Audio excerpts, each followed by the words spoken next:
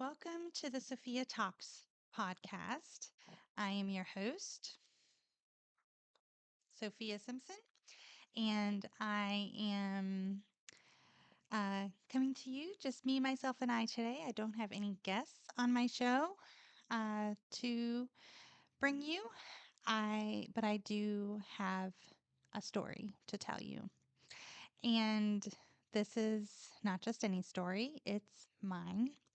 And if you are new to my podcast, I have promised in the past to give you parts of my story a little bit at a time because there's a lot there, and share with you what has happened in my life that has been both devastating and traumatizing, but um, and the big word there is but, God saved me from it all and because of it all.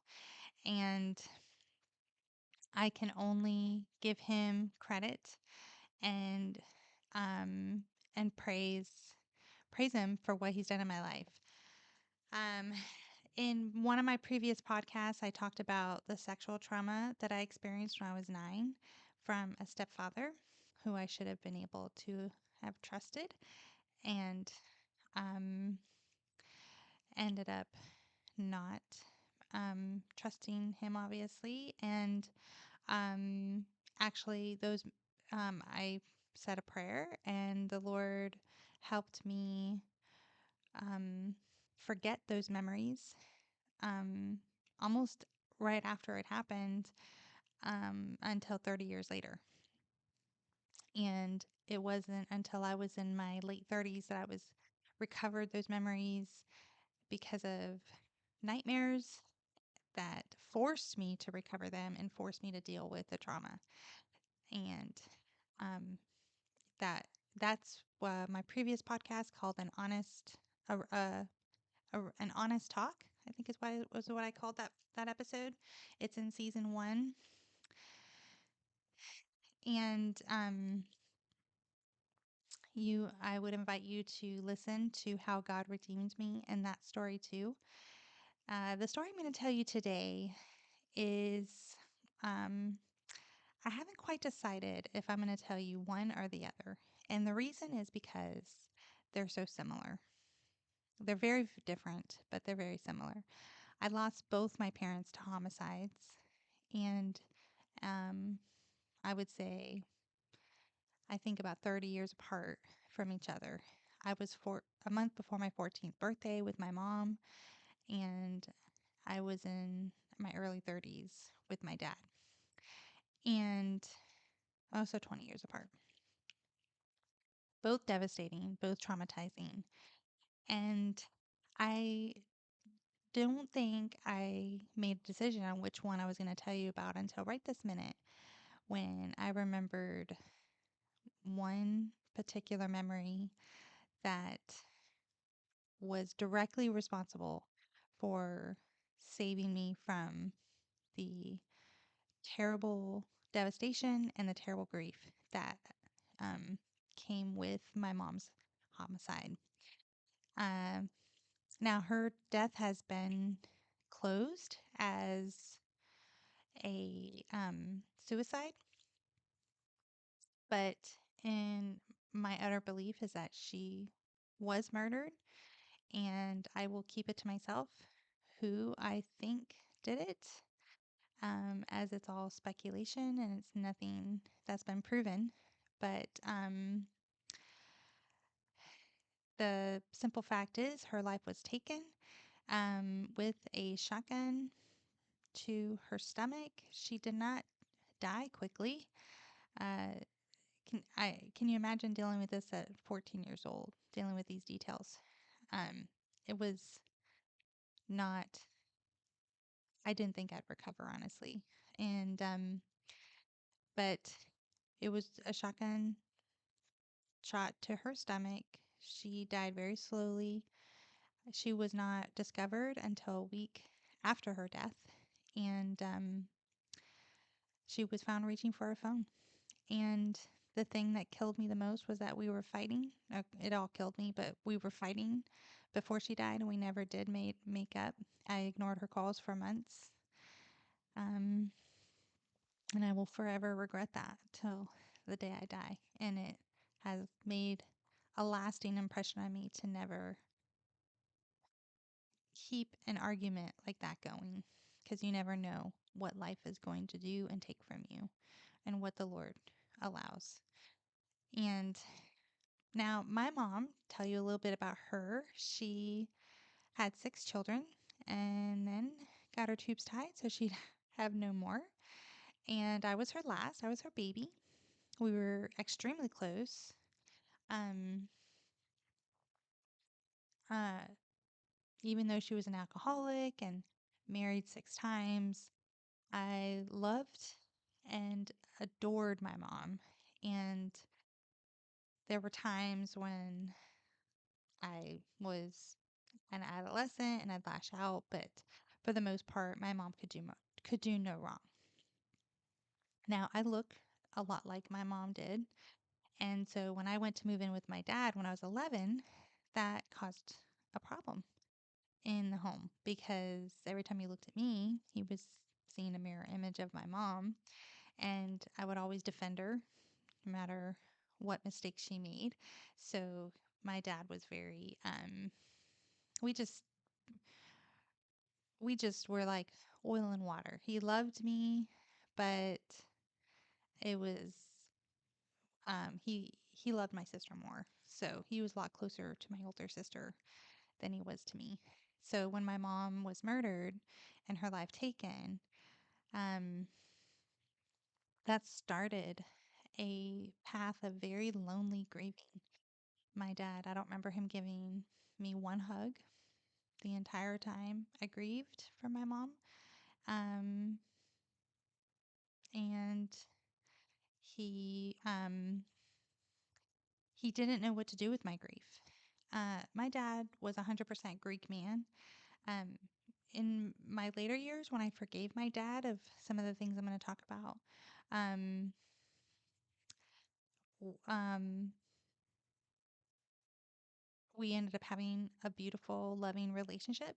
So I think he just needed me to grow up a little bit and stop being so immature. Um, but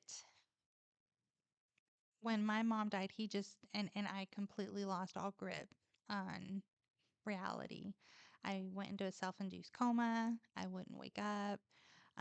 When I did wake up, all I did was cry and lay in my bed. I couldn't get out of bed. Um, it was a really bad time for me, and I didn't know what to do with my grief, and my dad didn't either. Until one day, he walked in my room and said, "Every time I see you cry, I'm gonna hit you." And I believed him. I it snapped me up, and I thought I better stop crying because I couldn't believe he said it for one thing, and then the other, um, I believed that he would follow through on his threat. So I had to stuff this like monstrous grief that was just raging in my chest. I had to stuff it completely inside. And I started crying under my pillow and just hiding my tears, still not able to get out of bed. Um, but one night, now I had accepted Christ into my heart when I was 6 years old. And you might think, that's a little young. Did you really know what you were doing? And the answer to that is yes. I absolutely knew what I was doing. My Sunday school teacher asked us, my little Sunday school class, who wants their best friend to be Jesus? And I raised my hand as high as it would go. And I was like, of all the stories I've heard about him and like I had been in church for, a little bit. And so I knew stories about him and all these miracles he did and the beautiful, wonderful person Jesus is and was. And when he was here on earth with us. And I was like, sign me up. I want him to be my best friend. And I asked him into my life and into my heart, and he has never left it.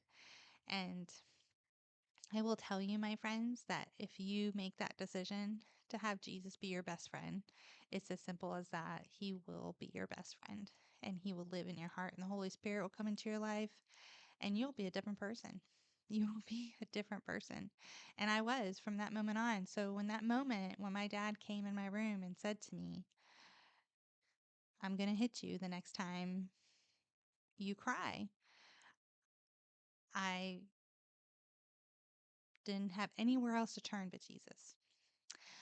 Now, I was laying in my bed one night, and this is the story I want to tell you. And it's incredible to me now as it was then. And when I tell you that miracles happen in this world, it's true because it happened to me. It happened that night.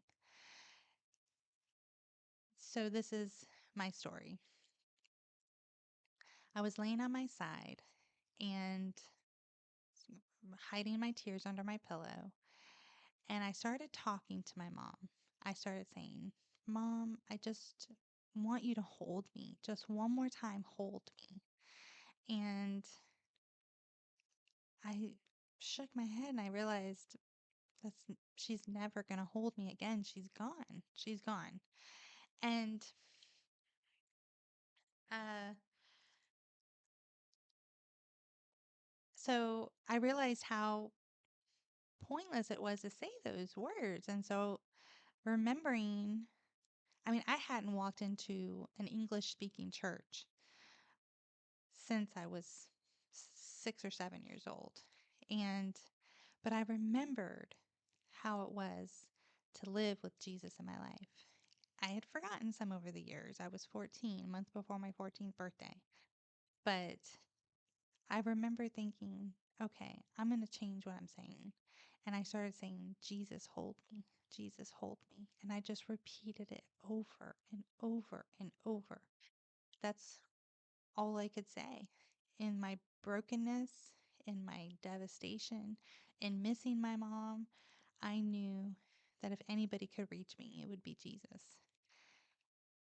And as I was laying there, I suddenly felt this warmth all down my spine. And it kind of woke me up a little bit, and I'm like, what is that, you know? And then the next thing you know, the warmth started traveling and it started spreading across my back, both sides of my back. So it started going on right to the right and left of my back, and next thing you know, it starts coming around me. And next thing you know, my arms are in this heavenly warmth. And next thing you know, it's completely cocooned my entire body in this warmth. And I knew God was answering my prayer. God was hugging me. Jesus was hugging me. And I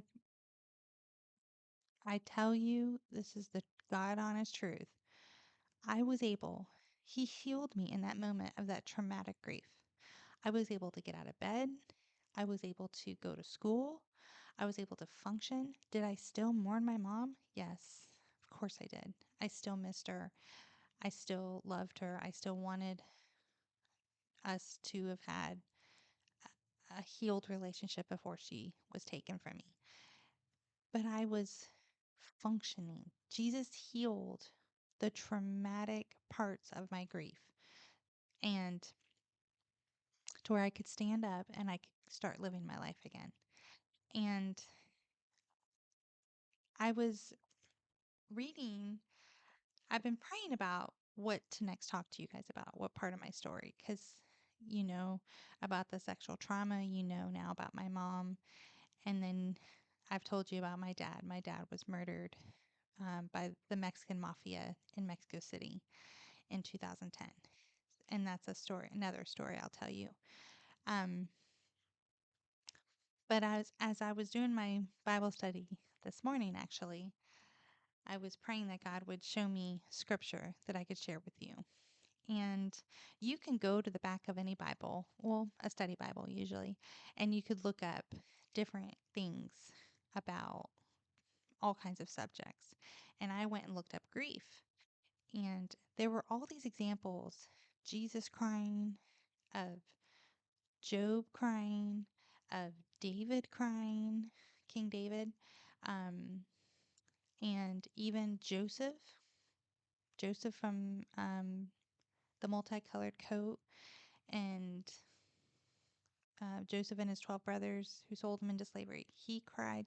There were all these examples of these like deeply grief stricken moments of loss, mainly. But that wasn't what I was looking for. And I recalled what I read this morning, and I'm going to share it with you. So it says, "Very truly, I tell you, you will weep and mourn while the world rejoices. You will grieve, but your grief will turn to joy. A woman giving birth to a child has pain because her time has come. But when her baby is born, she forgets the anguish because of her joy that a child is born into the world. So with you, now is your time of grief, but I will see you again, and you will rejoice, and no one will take away your joy." And I love that. I love that because he's not specifically talking about, well, he's talking, in this instance, he's talking about that his disciples were going to lose him. He was going to be taken and gone. And they didn't want they didn't want for him to lose him. And he's telling them in this moment, and before he's gone, he's comforting them even then. And he's saying, "You will grieve, but your grief will turn to joy." And I have been asked before, would you do it all again? And as much as I would tell you, and much as I will tell you, I never would want that kind of harm or uh, loss to happen to my mom or my dad, or to have experienced being abused like I did at 9. But God has used those things in my life. He has turned it. The devil meant those things to beat me down.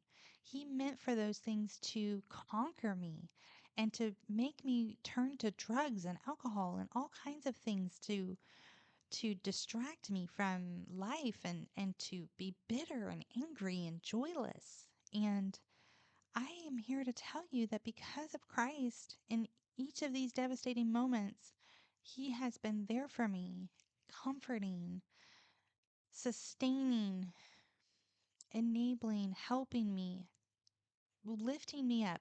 In all of the moments that I've experienced deep grief and deep loss, if it wasn't for Christ in my life, I would be a broken shell of a woman, but I'm not.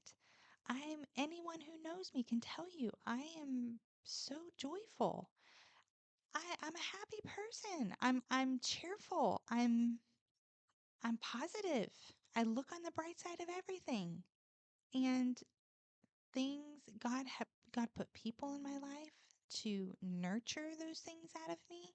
He put my brother into my life, my older brother, who ended up raising me um, soon after soon after my mom died, like a year later. And he raised me all through high school and part of college even. Um, he gave me he gave me hope in every situation I've been in. He's given me hope. And there have been times that I've turned away, and that's my next story that I'll share with you. And not proud of it. I wish I wish I can tell you that when my dad died, I just ran into the arms of Jesus. I hid from the arms of Jesus. So, but I will go into that another time. But in my mom's case, I ran into the arms of Jesus. And in my underdeveloped, impressionable, vulnerable mind, Jesus was everything I needed in that moment. And he can be that and wants to be that for you. And I think at this scripture, this is, by the way, John 16, 19 through 28. So um, you will grieve, but your grief will turn to joy. And that's true. It has. A woman giving birth to a child. I love this part because as someone who's going through childbirth, I can tell you the truth of this. I mean, the pain of childbirth is so mind blowing and so horrible. But as soon as they place that baby in your arms, you forget it all and you do it again. You do it again just to repeat this moment of having this child in your life and this new life in your arms. And he says, now is your time of grief, but I will see you again and you will rejoice, and no one will take away your joy. And let me tell you something, the enemy's going to try. And there's going to be people in your life that might steal your your zest for life. They'll steal your try to steal your joy, and that's when you have to put time to prayer and say, God, who do you want in my life? Who do you want me to be a light to? And who is um not reachable right now? Because there are times, friends, when there are people in your life that are not reachable, and it's best to let them go so that God can work in them through someone else. And it takes a lot of prayer. It takes a lot of time with the Lord for him to show you who he wants in your life. Now, I will tell you, I just celebrated a birthday lunch with my dear friend, and um, I can tell you he will give you dear friendships that will mean everything to you. And he gives them to you as gifts because they help you through life. They help you through the hard moments. They help you through disappointments. They help you through they rejoice with you when you have good news. They're there for you in every moment, um and be glad for those friends and hold on to them, and not too tight, because you never know when God may call them somewhere else and to do other things. And sometimes I've had to let friendships go that I did not want to let go and I dearly still miss. So, but be open to who the Lord wants in your life and what the Lord wants you to do with your life. But I will tell you, as someone who's come through fire and come through pain and come through devastation and devastating grief and trauma, that there is light at the end of every tunnel. There is light even as you're going through it.